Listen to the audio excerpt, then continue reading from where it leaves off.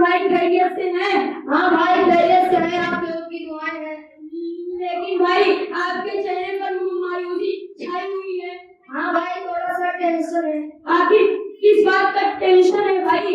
अरे यार क्या बताऊं, मेरे अब्बू ने मुझसे वादा किया था कि इम्तिहान यानी एग्जाम में पास हो जाओगी तो मैं तुमको स्क्रीन टच मोबाइल दिलाऊंगा, लेकिन पता नहीं इतना देर क्यों लगा रहे हो।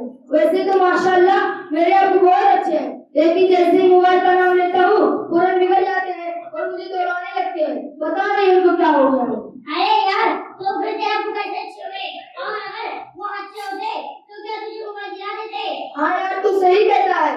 अरे यार मैंने तो अपने अब्बू से मोबाइल मांगी भी नहीं था, बस एक दिन मैंने अपने एक दोस्त का मोबाइल घर ले आया, बस क्या था उसी दिन मेरे अब्बू ने स्क्रीन टच वाला मोबाइल लाकर मुझे दे दिया। हाँ यार तेरे अब्बू तो बहुत अच्छे हैं, मेरे समझ में नहीं आ रहा है कि क्या करूं।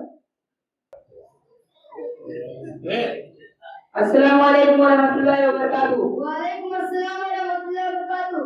देखो अब्बू, ये मेरा दोस्त खैरू है और ये अपने मोहल्ला इस्लाम कंपाउंड में ही रहता है और इसके अब्बू ने इसको इतना अच्छा स्क्रीन टच मोबाइल इसको दिलाया है।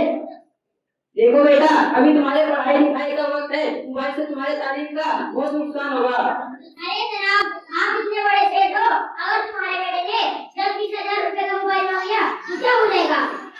जी बेटा, आपने बिल्कुल सही कहा कि 10-20 हजार रुपए से क्या हो जाएगा, लेकिन बेटा ये बच्चों की तालीम और तरबियत का वक्त है, ना कि बेकार चीजों का आदी बनाने का। इससे उसका मुस्तकबिल खराब हो जाएगा। जनाब मोबाइल और बच्चों की मुस्तकबिल से क्या लेना देना? देखिए जनाब यही तो बात आजकल के माँ बाप को समझ में नहीं आ रहा है।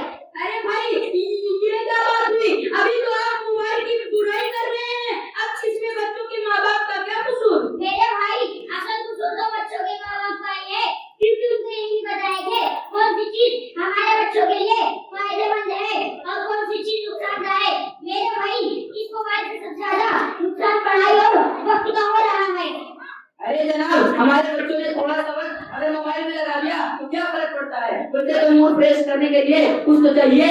अरे जनाब मैं आपको कैसे बताऊंगी इस मोबाइल से कितने संगीत शराब हमारे समाज में बन रहे हैं, और मैं आपको क्या बताऊं, सिर्फ बच्चे ही नहीं बल्कि नौजवान, मर्द, औरत, बूढ़े सभी इस मोबाइल के चक्कर में फंसे हुए हैं। और हमने देखा है कि जो बच्चे कल तक स्कूल और मदरसे में फर्स्ट आते थे आज वो सब मोबाइल की वजह से खराब हो रहे हैं।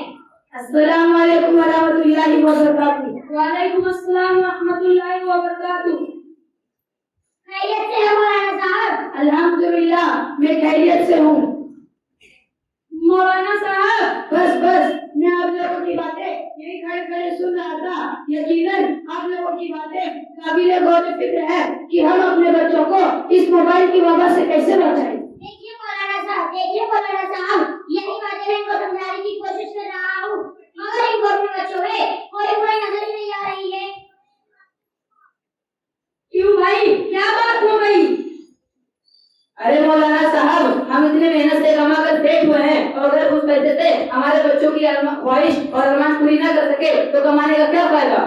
अरे भाई औलाद से मोहब्बत और उनकी खैर ख्वाहिश पूरी करना है, ना कि बेकार चीजों में।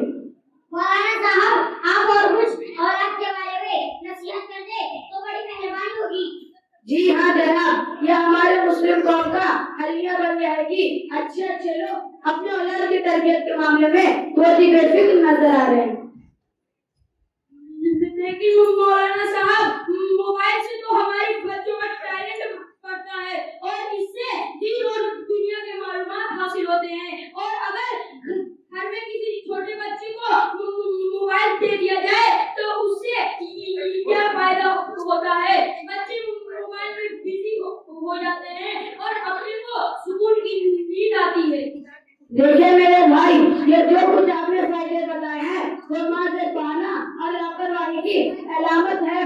क्या इस मोबाइल से पहले दुनिया में टैलेंट वाले लोग नहीं थे?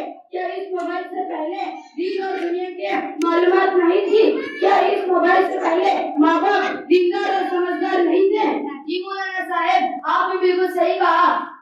देखिए मेरे भाई, इस मोबाइल की वजह से हमारे औलाद से मोहब्बत और प्यार बिल्कुल खत्म हो चुका है और दूसरी तरफ ईमान और अमल को भी बर्बाद किया है।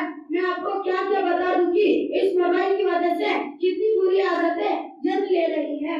यही बच्चे जब आपके सामने होते हैं तो मोबाइल से जनरल नॉलेज, यूट्यूब पर तकरीरें, नज़्में और बहुत सी अच्छी अच्छी चीजें देखते हैं। लेकिन जब यही बच्चे घर वाले से अलग होकर देखते हैं तो free fire, PUBG game, film, गाने, रील बनाते हैं। मेरे भाई, बच्चे तो बच्चे, बूढ़े भी आजकल चाय और पान की दुकान पर बैठकर लूडो खेलते हैं और ना जाने क्या क्या करते हैं। अरे मौलाना साहब, आपका बहुत बहुत शुक्रिया, आपने इस मोबाइल जैसी बीमारी से हमें आगाह किया। अच्छा मौलाना साहब, मैं चलता हूँ, मुझे काम से मलाड जाना है। अस्सलाम वालेकुम रहमतुल्लाहि व बरकातहू। वालेकुम अस्सलाम व रहमतुल्लाहि व बरकातहू। जज़ाकुमुल्लाह खैर।